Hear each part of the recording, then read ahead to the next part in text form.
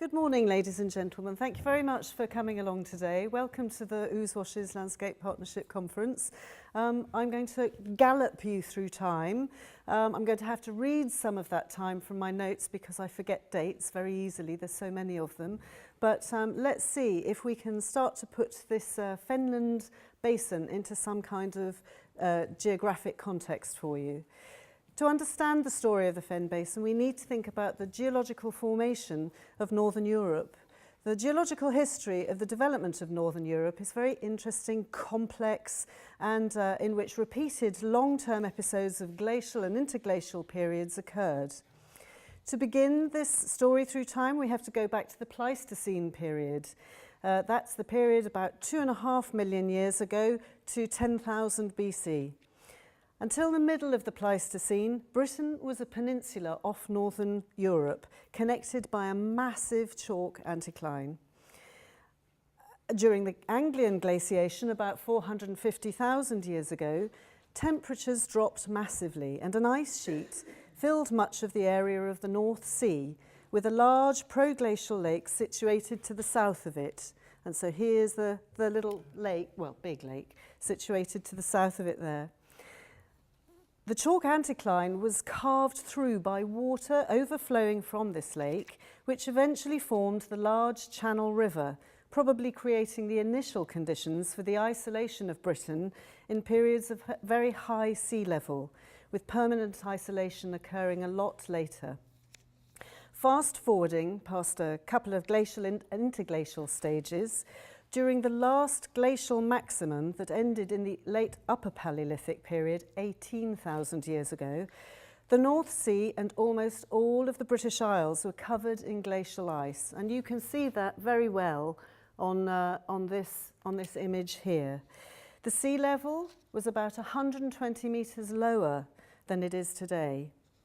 Warmer climates then took hold, and by about 12,000 BC, much of the North Sea and the English Channel developed into an expanse of low-lying tundra, relatively low relief, which reached as far as the northern tip of Scotland. Dwarf shrubs, sedges, grasses, mosses, lichens, that kind of vegetation dominated such terrain, with scattered trees in some areas, though very stunted because of very low temperatures and short growing seasons. Meres and rivers were also present in this landscape, offering a variety of wetland vegetation and resources. To understand this landscape further, we should head east. Oh, wait a minute. Have I gone too far? That way. Yeah, we should head east. About 60 miles off the east coast, this Pleistocene sand moraine formed during the last glacial period. So you've all heard of Dogger Bank, I guess. At roughly 20 to 30 metres in height, this moraine ridge measures roughly 7,000 square miles and is now covered by a relatively shallow sea between about 15 and 35 metres in depth, roughly 20 metres shallower than the surrounding sea. The ridge was a favourite spot for fishermen and was named Dogger Bank after the short, wide-beamed Dutch cod fishing boats. I don't know if you can see that image. It's a bit pale, nice watercolour of a dogger boat named after these very wide-beamed Dutch cod fishing boats, or doggers. It's an important place in Paleolithic and Mesolithic archaeology because it's here that trawlers started to dredge up large amounts of moor peat that developed under freshwater conditions. As well as evidence of former land environments, mammoth and rhinoceros bones and Paleolithic artefacts have also been dredged up, such as the Calinda Point at the bottom of the slide here.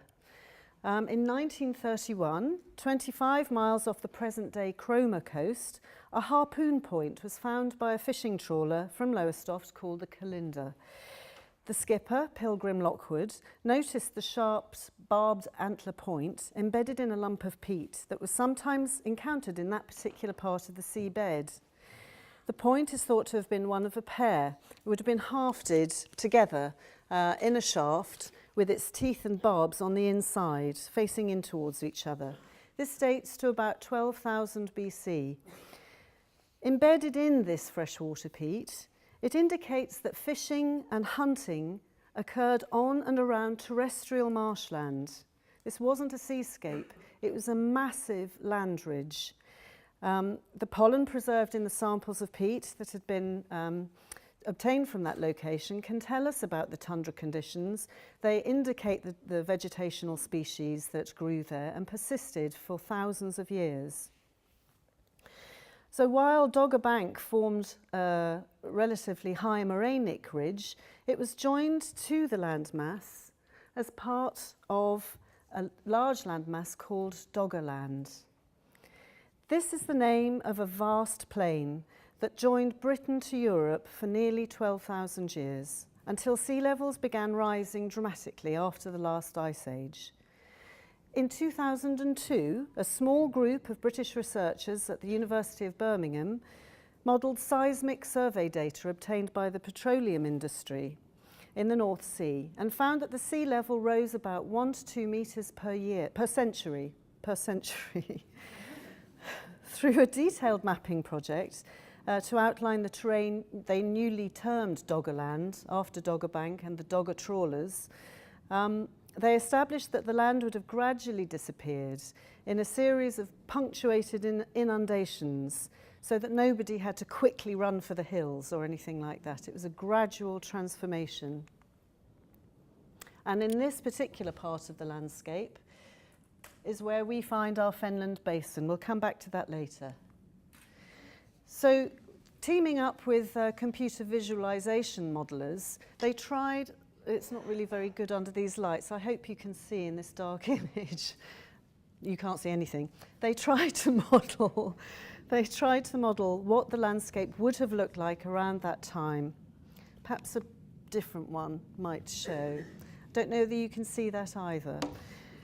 The work demonstrated that Doggerland was a land of rivers, lakes and marshes, which offered very good hunting grounds for people.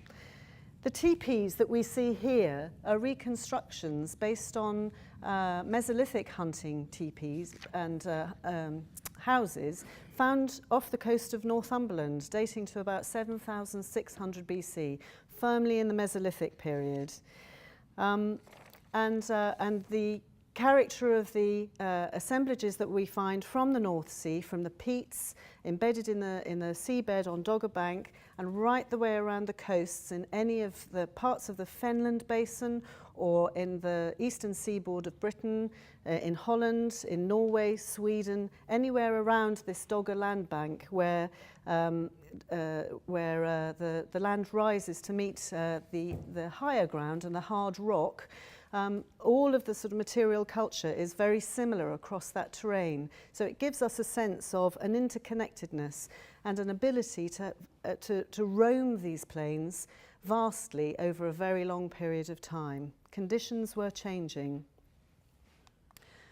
We don't know whether Mesolithic hunter-gatherers had much sense of ownership, but land in low-lying parts of this northern European plain would have become an increasingly precious resource as the sea level rose, which eventually may have led to the development of sedentism and territoriality. Those studying the Doggerland area find that climate change faced by Mesolithic people is analogous to our own. Mesolithic peoples were forced out of Doggerland by rising water that engulfed their low-lying settlements. Climate scientists say that similar situation could affect the billions of people who live within 60 kilometres, 37 miles of a shoreline today. If polar ice caps continue to melt at an accelerated pace without flood relief and important engineering strategies that we would have, coupled with perhaps settlement movement, that accelerated pace of change could see the demise of huge amounts of coastal Britain and Europe. The most rapid rises of sea level were on the order, as I say, of 1 to 2 metres per century.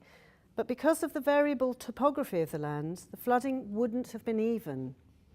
In flat areas as modern-day East Anglia, a 6-foot rise could have shifted the coast inland by miles, and this is something that we know through archaeological research and through paleoenvironmental studies that have taken place across the Finland Basin.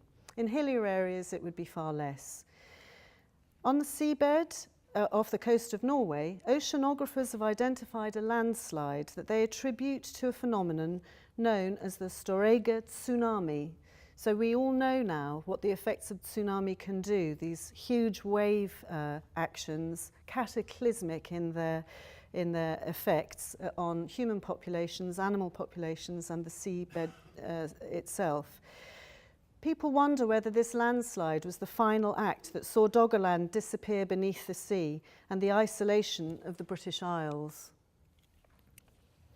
We can't yet be sure whether that's it, but we know that around 6,000 years ago, about 4,000 BC, towards the end of the Mesolithic period and the beginning of the Neolithic period, a new people started to arrive from the thickly forested shores, from the south to the thickly forested shores of the British Isles.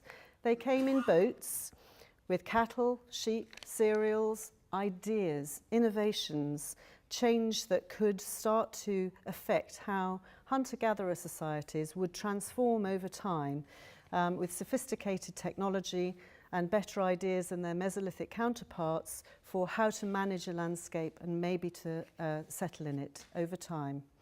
Not to be so dependent on animal migrations and trapping and foraging, but one in which wild resources would be tamed, managed and stored, leading ultimately to social change and seeing the rise of complex societies, the development of long-distance trade and exchange networks, ritual and religious observations.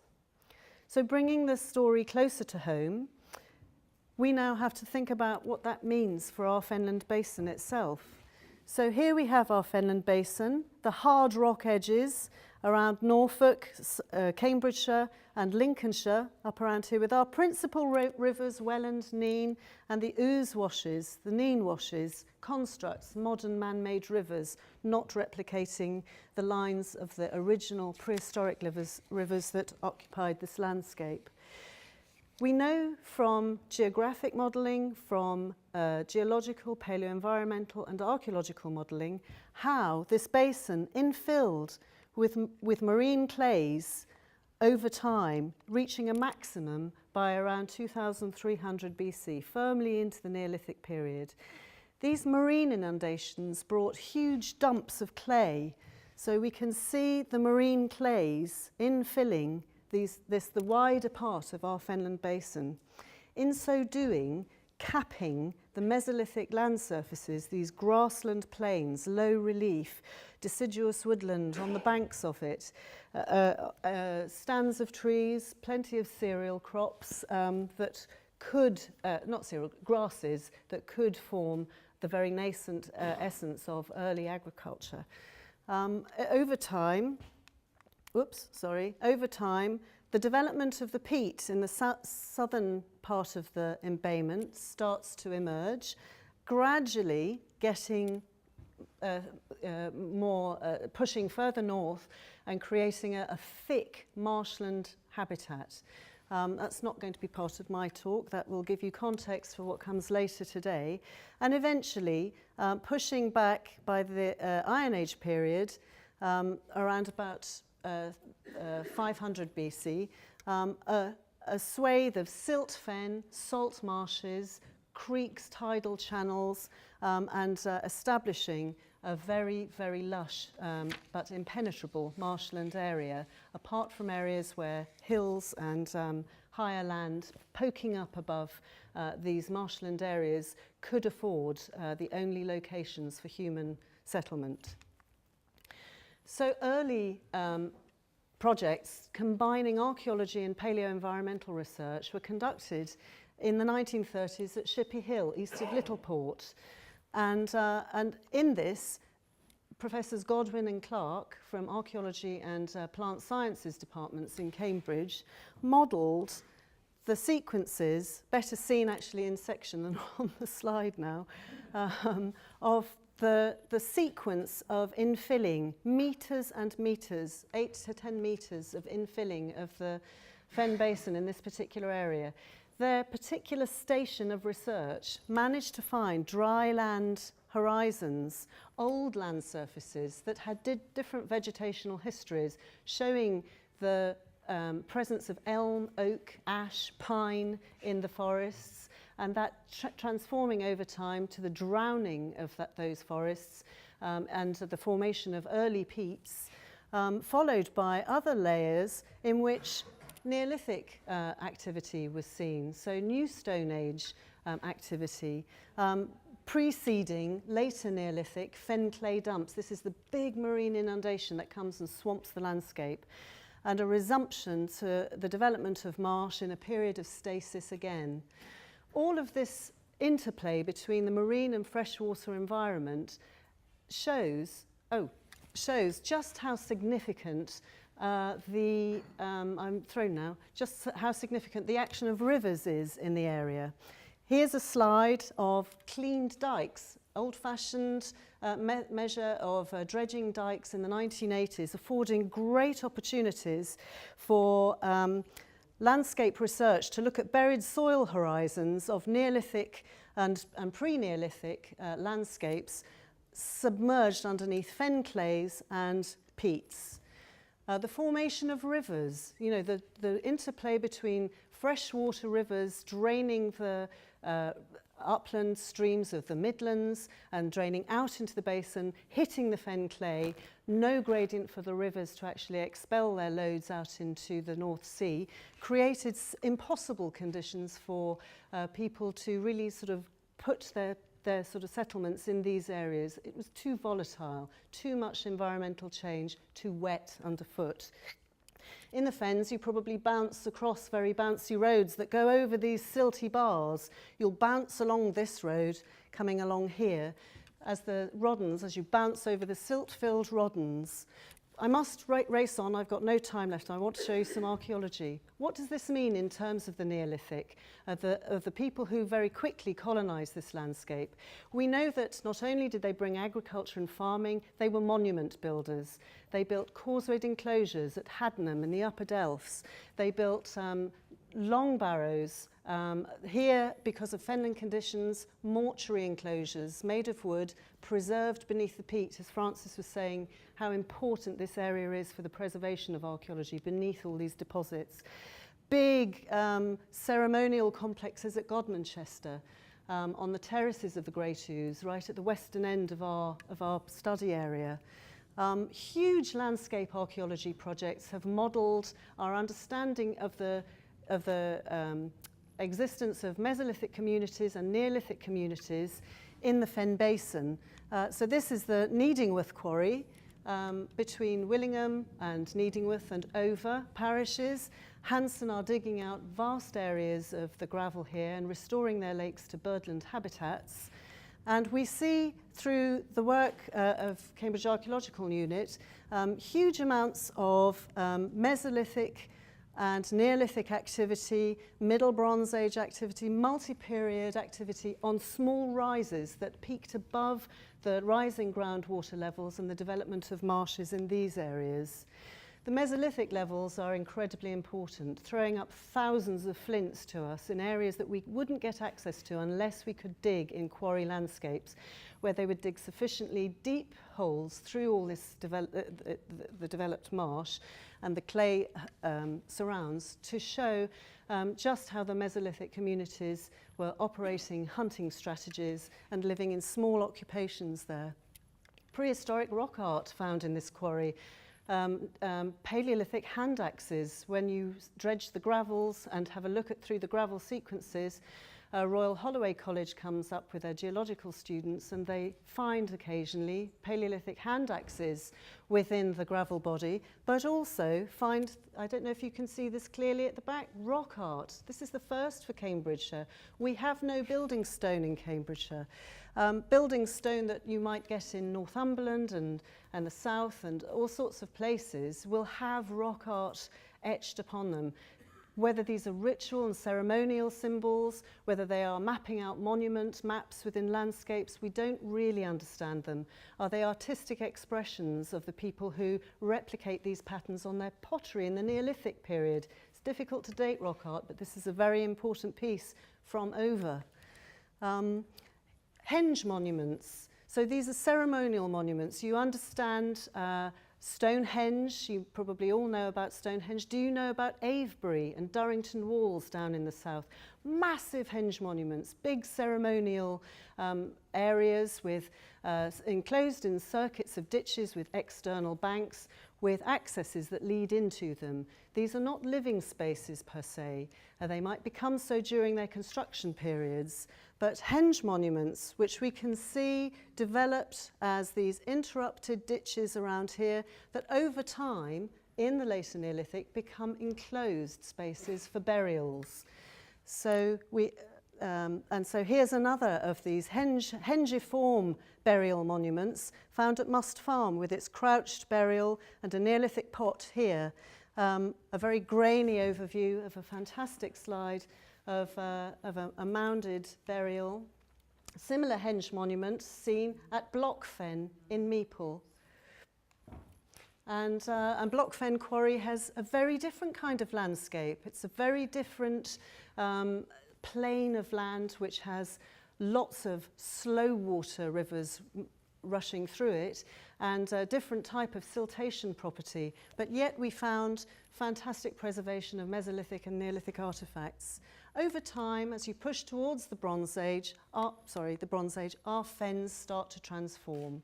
So from about 1500 to 1800 BC, 1500 to 1300 BC, things are changing. The landscape is starting to get wet underfoot again, and different burial monuments are formed there. So to recap, this was a former dry land. It afforded great opportunities for hunting, fishing over a massive distance, bridging us with continental Europe. Only over time starting to contract as the geological changes, tsunami effects in the North Sea started to create the North Sea itself and the English Channel islanding us, cutting us off from the rest of Europe. Boat traffic became very important. And here very quickly is a timeline just to situate you into where all of this occurs. So we have our last ice age dates around 12,000. We become an island around 8,000 years ago. We start to develop agriculture around 4,000 BC. 2000 BC, we're building a lot of burial monuments. These are the round barrows that we see. And it's after that that I can hand over to Chris.